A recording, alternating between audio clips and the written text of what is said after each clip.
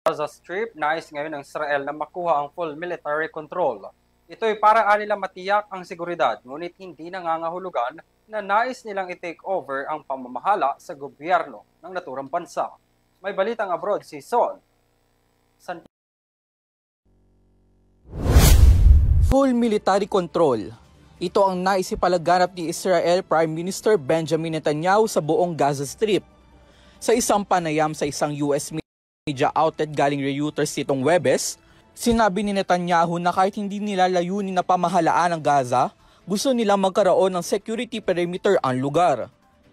Paglilinaw naman nito, ang aksyon ay para palinangin ang seguridad ng kanilang bansa at gawing malaya ang populasyon ng Gaza laban sa grupong Hamas. Dagdag pa niya, inaasahan nilang maipasa ang pamamahala ng Gaza sa mga Arab forces, ngunit hindi nito tinukoy kung aling bansa ba ito. Ayon pa sa mga ulat, isa rin sa mga posibleng plano ay ang phase takeover ng mga lugar sa Gaza na hindi pa kontrolado ng Israel. Ngunit magbibigay naman umano ng evacuation warning sa mga sibilyan bago isagawa ang nasabing operasyon. Umalma naman ang Hamas sa mga sinabi ni Netanyahu.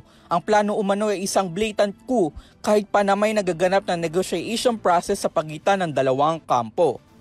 Nagpahayag din ng pag-alala ang United Nations sa UN sa posibilidad ng lalong pagpapaigting ng military campaign sa Gaza.